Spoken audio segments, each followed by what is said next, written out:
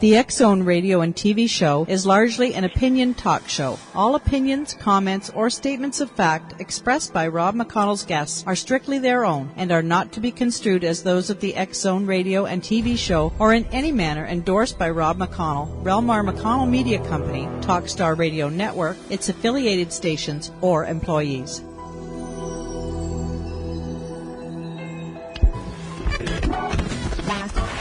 All Hit Radio.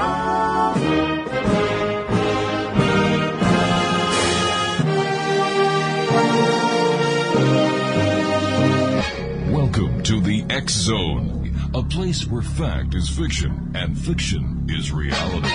Now, here's your host, Rob McConnell.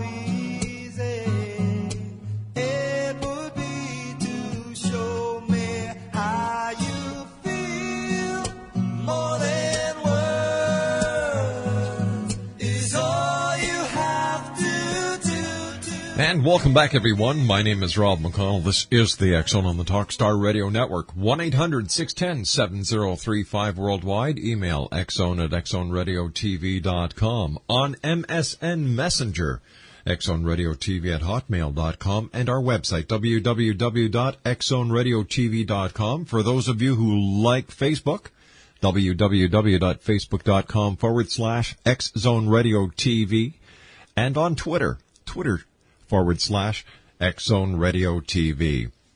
Before we get to my next guest this hour, Martin Boroson, the X Chronicles now is available for you free of charge with the compliments of eformatpub.com. They're the new company that is doing the electronic formatting of the X Chronicles newspaper, so that no matter if you've got a handheld device, if you've got an iPad, an iPod, a Kindle, if you like reading it online, if you like downloading it, if you like the print version, if you'd like to burn it to a CD, it's very simple. Just go to X Chronicles, that's X Chronicles /newspaper.com. It's that simple. As well, as you know, Exonation, I am really annoyed at the over 23,000 dolphins that are slaughtered annually in Japan. So I'm asking you, the members of the worldwide X-Zone Nation, to get on board and let's do something so that 23,000 dolphins every year in Japan will not be slaughtered. And all you have to do is go to www.xzonenews.com /thecove.htm and help us to get this news out there to people who may not have seen the movie The Cove. And for those of you who haven't, when you go to xzonenews.com /thecove.htm, there are some very graphic photographs there. If you've got a weak tummy, be prepared. It's that simple. And of course, Mom and Dad, please do not let your children visit this site unless you yourself have visited it first. That's www.xzonenews.com /thecove.htm. You know, this is a global issue and must be addressed before it's too late, X-Zone Nation. My guest this hour, Martin Boroson, is emerging as an imaginative new voice in the next wave of meditation teachers with a background that includes management, psychology, and Zen practice. He distills knowledge from many wisdom traditions into simple, powerful techniques for transformation. Martin studied philosophy at Yale, earned an MBA from the Yale School of Management, and has worked as a psychotherapist and organizational consultant. His book, One Moment Meditation, Stillness for People on the Go, has been published in Portuguese, Dutch, Swedish, Norwegian, Spanish, Japanese, with a Chinese edition coming soon, and was the basis for a 30-day series on stress relief for Oprah.com. His lighthearted radio campaign, Take a Moment, which was devised for the Federation of Organic Milk Groups, was heard on the BBC throughout the United Kingdom. He also created the National Moment of Stillness for national radio in Ireland, in which tens of thousands of listeners stopped work, and they also stopped driving to be silenced. Now, this is what a host said the following day. The whole nation was enthralled. When I come back from this 2-minute commercial break, Martin Boroson is our special guest, and we're going to be talking to Martin about his new book, One Moment Meditation-Stillness for People on the Go. This is the X-Zone, a place where people dare to believe and dare to be heard, Monday through Friday from 10 p.m. Eastern until 2 a.m. Eastern on the Talkstar Radio Network and our growing family of broadcast affiliates right around the world. For more information on Martin, visit his website, onemomentmeditation.com. And we'll be back in 2 minutes here in the X-Zone from our studios in Hamilton, Ontario, Canada. My name is Rob McConnell. Don't go away. And don't forget, save the dolphins at www.xzonenews.com/thecove.htm.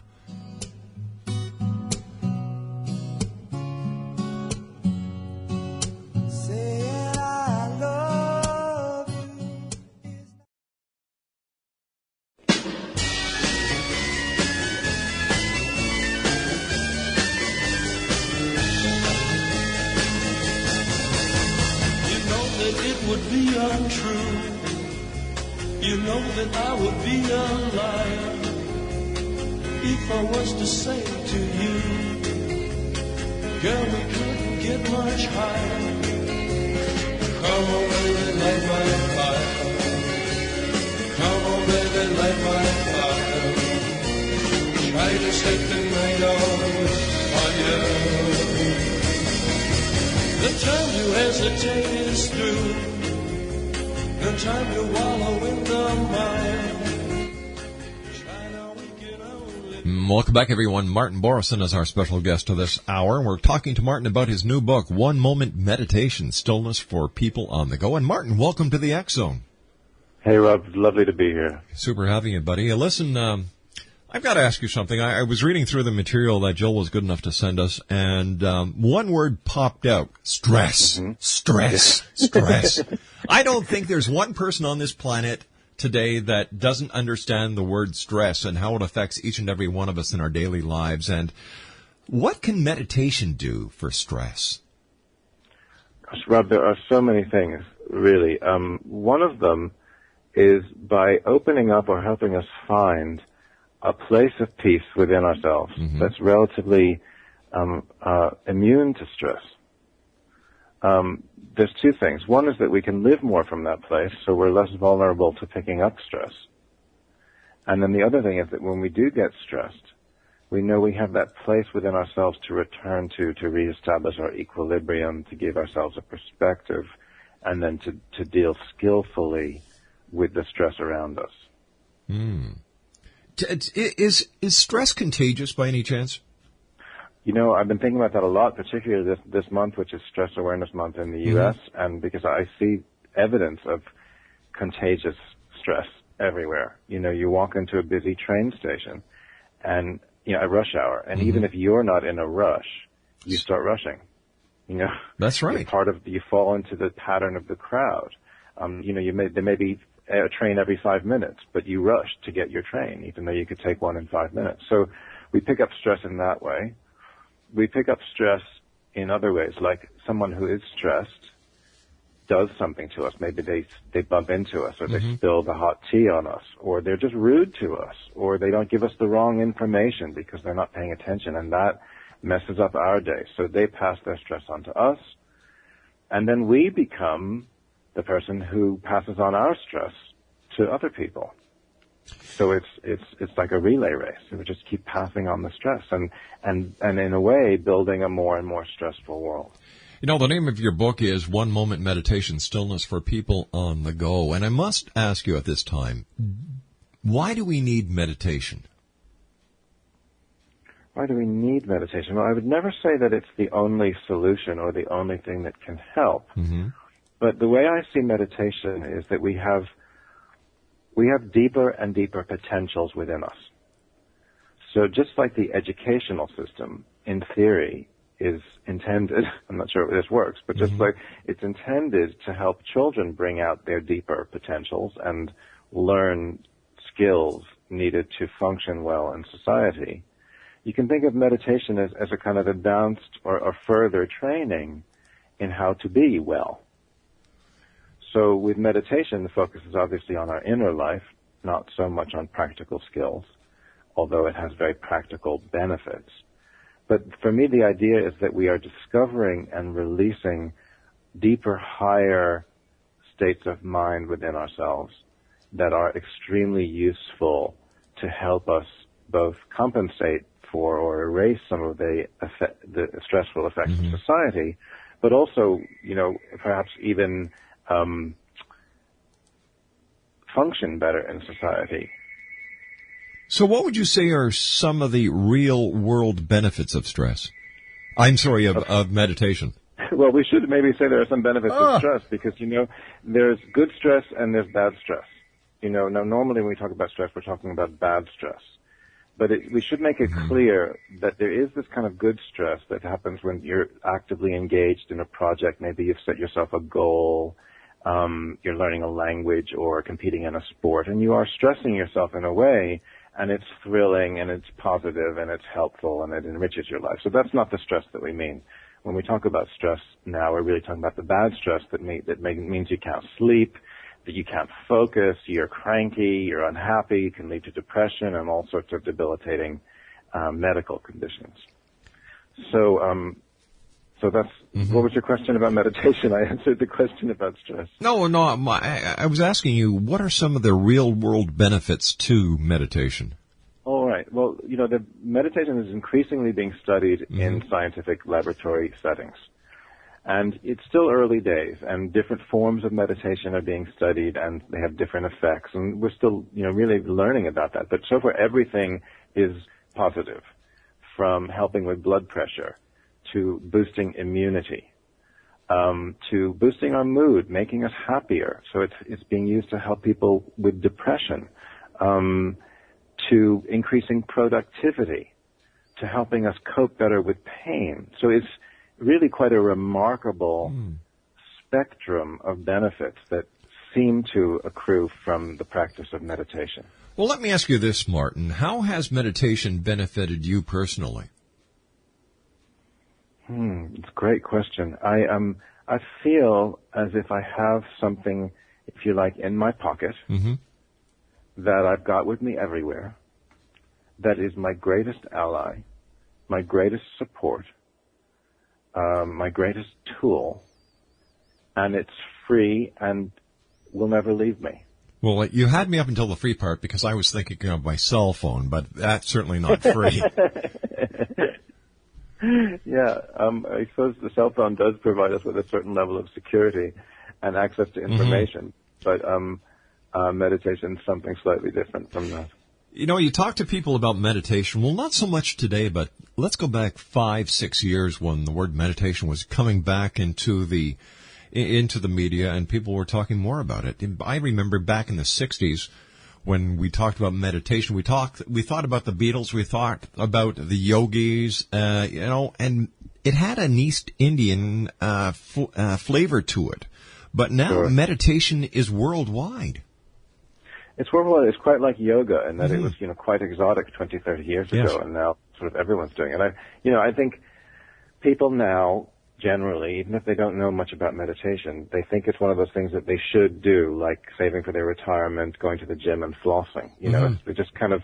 They just know it's part of a well-balanced, healthy life. That ability to focus inward, still the mind, calm down, and develop a kind of resilience.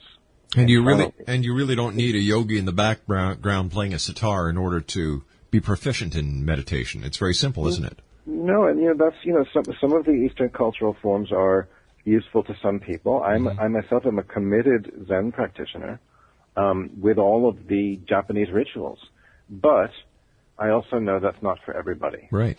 And that the essence of that teaching is very remarkably easy to communicate in useful ways for people who are not particularly interested in those Eastern traditions.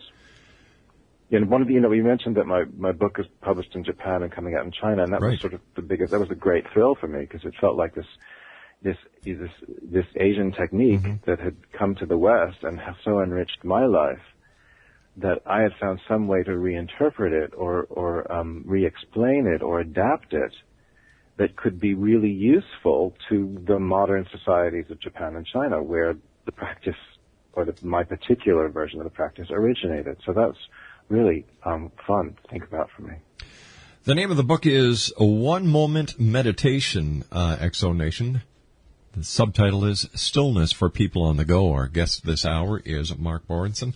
Boroson, I should say. There's no N in that. And the website is www.onemomentmeditation.com. Now, what do you say to someone, Martin, who says they're way too busy for meditation? That's, in many ways, that's the person I wrote this book for, because I know there's a lot of people for whom the idea of taking 20 minutes twice a day or going on a meditation retreat for one day a month is completely impossible. People really perceive, and I think this is partly a matter of perception, but people perceive that they don't have time.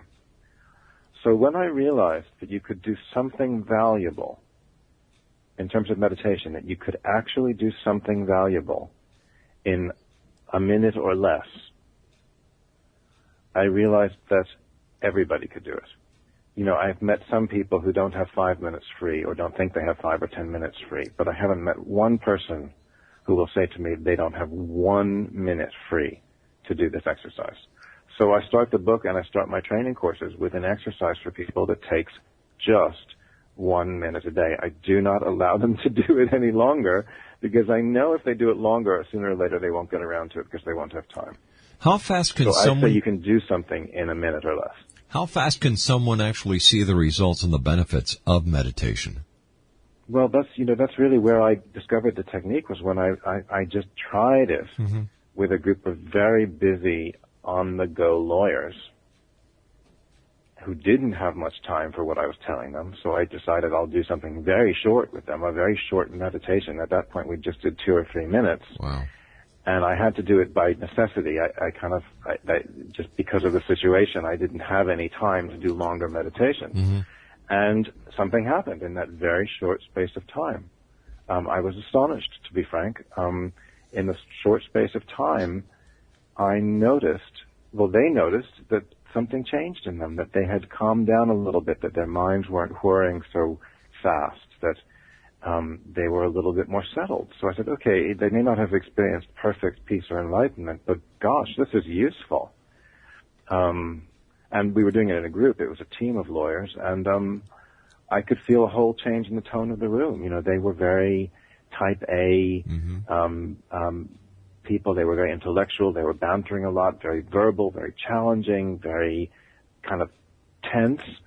And with just a very short meditation, the whole tone in the room changed, and they were calmer, they were listening better, they were more open. You could feel it. So I said, wow, we can do a lot in a very short amount of time if we're focused and determined.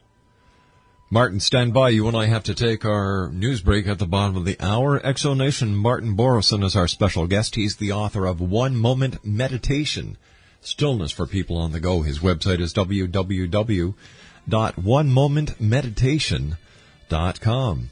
I'll be back on the other side of this news break as we continue from our studios in Hamilton, Ontario, Canada, here in the X Zone with yours truly, Rob McConnell. Don't forget, help us save the dolphins at www.xzonenews.com/thecove.htm. And to see the movie The Cove, www.thecovemovie.com.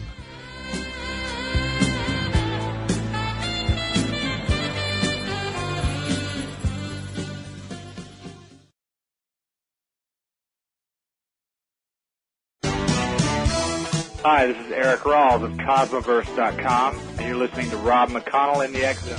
Hi, this is Blade Runner, and you are listening to Canada's #1 paranormal radio show, The X Zone, with Rob McConnell.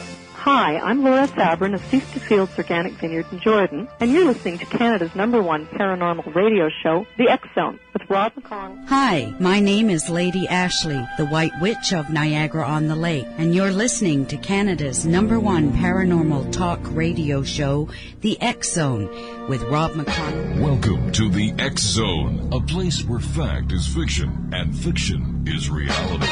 Now, here's your host, Rob McConnell.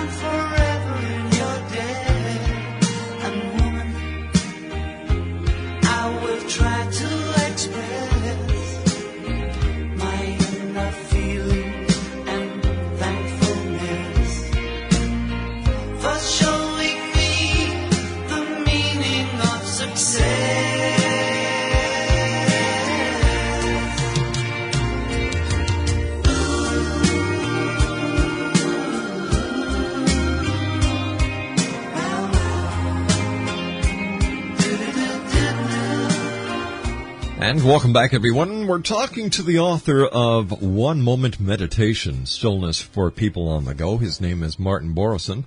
His website is www.onemomentmeditation.com. And Martin, thanks very much for joining us today. But there is a question I'd like to ask you. What is the physiology behind meditation? How does it work within us? That's a great question, because some of the studies that have been done on meditation aren't really clear.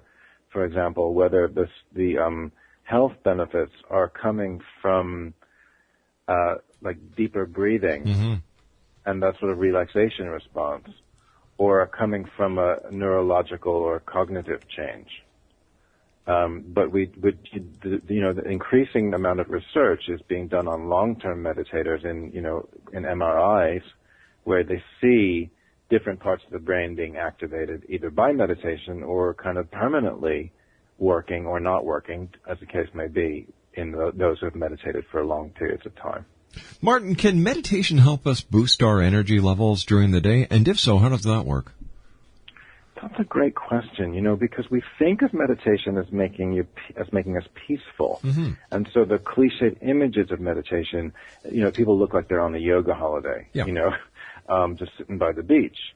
But I think that's that's an unfortunate characterization of meditation, because the idea is for meditation to make you more awake, but not awake in that super caffeinated, urban, stressed out sort of way. Awake in a relaxed way. So you can see what's in front of you, you can respond to what's in front of you, you notice what's in front of you, but you're not turbocharged kind of running over what's in front of you. So would you say that it allows us to open up our perception to our immediate surroundings in a natural way, that we don't need the stimulants such as caffeine in order to accomplish the same results? Well, I wouldn't suggest that it replaces caffeine, because I certainly know many people who meditate and take caffeine, as I do. You don't know what people are dealing with if they didn't sleep the night before, or they've been up for too many hours and they need a jolt of caffeine, or think they need a jolt of caffeine. So I wouldn't say it's a replacement for coffee, but it does, I guess the kind of awakeness that I see happening through meditation is not the kind of awakeness that would enable you to stay up all night to complete a project or write a term paper if you're in school. It's the kind of awakeness that, say, would help you notice an opportunity that's in front of you that you might not have noticed. Or the kind of awakeness that would, if there's a conflict happening between people, you might see a way through it that other people might notice. Or a kind of awakeness. I know a lot of people who are scientists or creative artists who get ideas for their work spontaneously while they're meditating, because they're clearing their mind. So in that sense, they're more awake, say, than they are when they aren't meditating, because they're open to possibility in a way But again, it's not that kind of turbocharged awakeness that would enable you to stay up all night if you're actually really tired. So I guess we can say that meditation is a natural neurostimulant. Yeah, I would be a little careful. I want to know a bit better what the term neurostimulant means. Well, it stimulates the mind instead of the entire body, because if you've got a clearer mind and you can think clearer, it has nothing to do with stimulating the rest of your body, does it? Well, I certainly believe it helps you think clear. Okay. The effects on the rest of the body seem to be more along the lines of relaxing, gotcha, which may enable it to function better. Okay, so let me ask you this question. How does the constant stream of negative news and angry tones of discussions raise our anxiety, fear, and stress levels, and how can meditation stop this or help it? You know, that's a big problem because, first of all, you have the nature of news programming, which wants to find drama and conflict, because that's what is excitement. And that they want excitement because they want viewers and listeners or whatever. You know, you watch the Weather Channel and they have a vested interest in bad weather. Yes, of course. You know, if you're worried about a storm coming and how big it might be, you're going to tune in more frequently. So there's this impulse in the media to make things bigger or to find the things that will worry us. And then it's available 24/7, and we're just surrounded by this, you know, fear-based drama. And I think that has a big effect on our stress levels. Yeah, well, what do they say in the newspaper industry? If it don't bleed, it don't lead. Exactly. Yeah. Tell me, I read somewhere that you have the 7 unlikely most places where you can meditate. Where would they be? Oh, well, there's actually more than 7. We just had to stop at 7. But, I see. What I like to help people do is realize that they don't just have to meditate on a cushion in a temple by a pond. That when they realize they can meditate very quickly, and they can do it portably, and they can do it in their business clothes, or they can do it sitting down in a chair or standing up wherever they are, well, then they can meditate standing in line, they can meditate on the train, they can meditate waiting in the doctor's office. They can, one of my favorite places to meditate is in a boring meeting. You just kind of lower your eyes and nobody knows you're meditating. There are all these gaps in the day that you can reclaim from being stressful or wasted opportunities. You know, we get so frustrated that our time is being wasted. Well, when you realize that you can meditate quickly, simply, and anywhere, pretty much, then suddenly those wasted moments that caused so much stress become gifts, because it is as if your life is saying, you know, you can't do anything now. Don't take out your phone. Just grab a moment or a minute of this so-called wasted time to meditate, and then it's like you can recharge your batteries, you can refresh your browser, and then the next thing that you do, you're going to be in better shape for. So you can meditate anywhere. It seems that meditation would be a wonderful tool for people in the going to school these days, because there's a lot of peer pressure in school. There's a lot of pressure when it comes to the exams. There's a lot of pressure when it comes to the getting the SATs, and then you've got the entire university college scenario. How can I'm sorry. Yes, and I think if you think about anxiety, people who are anxious, I don't know if you've ever had a period of anxiety, whether short or long, but it completely clouds your perception. You know, when you're anxious, you can't see what's right in front of your face. So it's very difficult, say, for students who have test anxiety. You know, they sit down to take the test and probably can't even see the questions. Yeah. So if they could use meditation, you see, my focus on meditation, let me just explain this. Traditionally, the idea is that you would meditate for long periods of time repeatedly and eventually develop a kind of enduring state of mind that's more peaceful. Right? Yes. Now, the way I've turned it upside down is I've said, let's grab a moment when we can. Let's not worry so much about this enduring state of mind of peacefulness and perfection. Let's say, when we're feeling anxious, when we're feeling stressed, when we are stuck in a problem, let's see all of those so-called problem moments as invitations to do a brief meditation. So I'm not holding out that my technique is going to make anybody perfectly enlightened all the time. I just don't even think that's worth thinking about. Let's assume that life is going to throw us some stress and some grief and some anxiety and obstacles. Well, it is. But let's reframe, of course, and that nobody's free of them. Even the greatest gurus isn't free of them. Mm-hmm. And let's just reinterpret these as opportunities to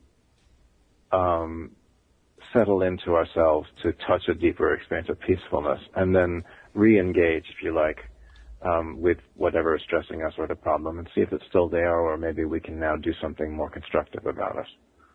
So take it one moment at a time. When, you talked a few moments ago about, using the downtime in a meeting or in a line or wherever you are to do the meditation. While you're meditating, is it possible to still concentrate on what is being talked about in a meeting? Because if during that minute you actually think is a downtime or a down period and something very important comes up and you miss it. I said during a boring meeting. Well, I go to 3 meetings a day, and each one of them are boring. Yet I'm afraid to miss anything. So right. Well, I was somewhat suggesting that you knew that you wouldn't miss anything important for that minute. But actually, what happens is you're not tuning out completely when you meditate, and there's different kinds of meditation. Like the kind that I teach involves you bringing your focus on your breath and lowering your gaze so that you don't have any distraction in your visual field, but you can't turn off your hearing. You are going to hear what's going on around you. It's just a bit like the mute button, or a partial mute button is on. It's not engaging you as much. I don't know, I haven't tried to meditate while keeping half an ear on a meeting. But I'm quite sure that we're not screening out the sound completely. Is there any better time within the 24-hour clock to meditate? Is it better to meditate in the morning? Is it better to meditate in the afternoon? Is it better to meditate before you go to sleep? Well, a lot of people like to meditate in the morning because it's like a ritual start for their day, and they're still perhaps in that softer, dreamlike state. A lot of people like to meditate before bed because it's a way of clearing the stress of the day and helping them perhaps enter a sleep state better. But again, I'm just trying to eliminate a lot of the rules and baggage around meditation and just say grab a moment whenever you need one, whenever you want one, wherever you are. It's a matter of preference. Let's not say there's certain ways to do it. Let's not say there's certain times or places to do it. Let's just make it something, we're all doing whenever we have a moment. Should we teach our children how to meditate, the young children?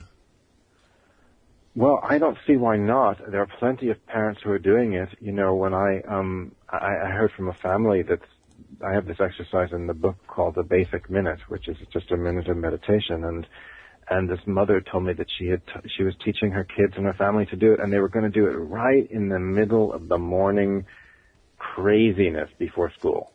Right when everybody was at their most stressed and busy, they were going to take a minute to meditate together, and I'm quite sure children can do it. Makes a lot of sense when you think of it.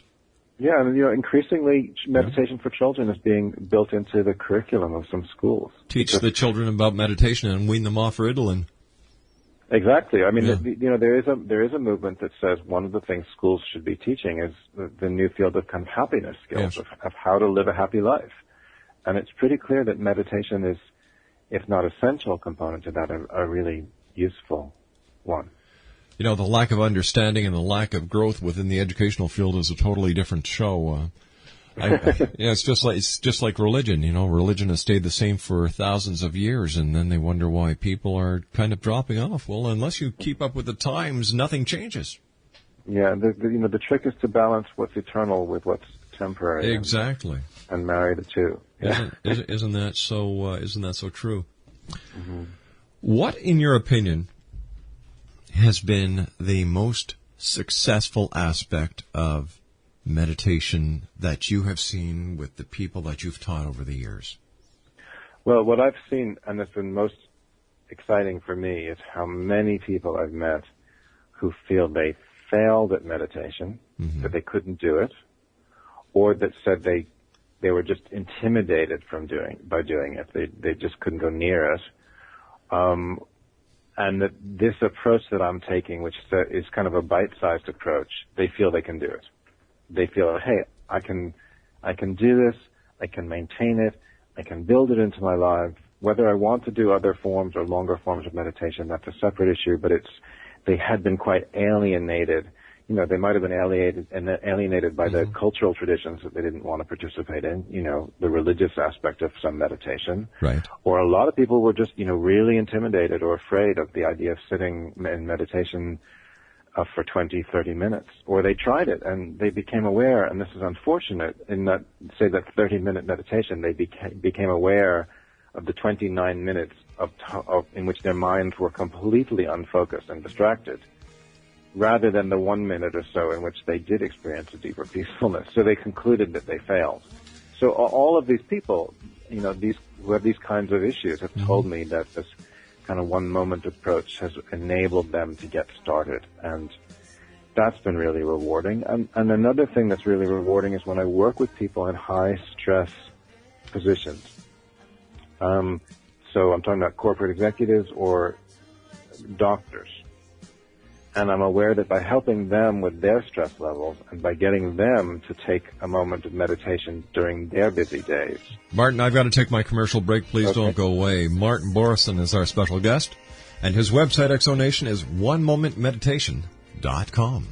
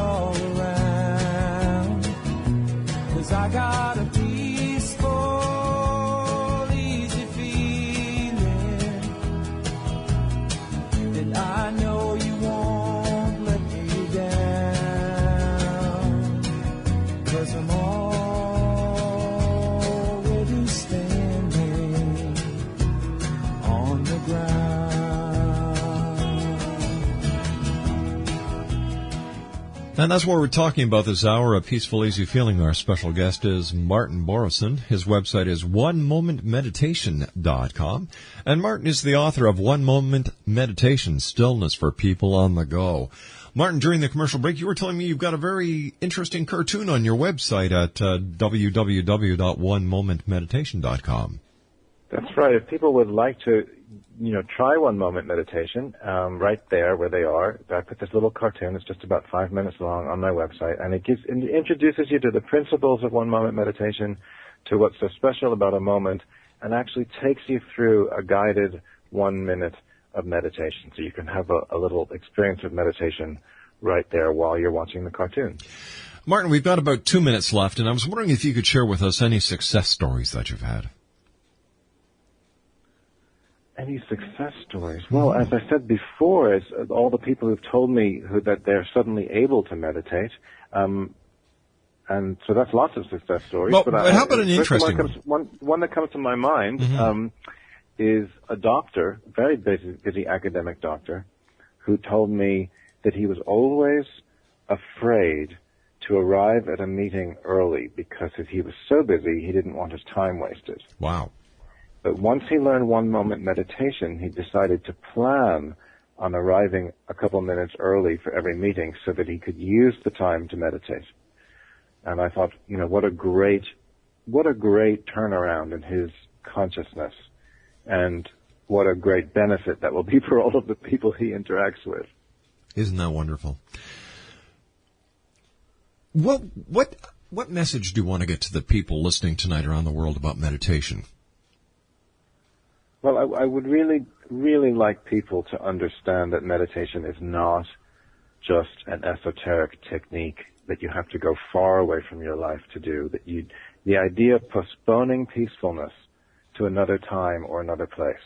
You know, we imagine we'll be peaceful when the kids grow up, or when we're done with this project, or when the lawsuit is over, or when we retire, or maybe in the next life. But when we do that, we condemn this present life that we're in to be stressful, because we put peace somewhere else or some other time. So what I would most like people to hear from what I'm saying is that we can bring that peacefulness, or find that peacefulness, right here where we are, no matter what the circumstances. In fact, the moments of greatest stress are actually just the deepest invitations to find peacefulness. Martin, and I want to take long. I want to thank you so much for joining us. Continued success, and thank you for Rob. sharing your time with us here in the X Zone. And I'd also like to thank Jill at Circle 3 Media for her help in making this interview possible. When I come back from the other side of the news, more here in the X Zone with yours truly, Rob McConnell. And don't forget, X Zone Nation, visit www.xzonenews.com/thecove.htm and help us stop the annual slaughter of over 23,000 dolphins in Japan. And if you'd like more information on the movie The Cove, visit their website at www.thecovemovie.com. I'll be back on the other side of this commercial break with the news at 6.5 minutes past the top of the hour. Don't go away.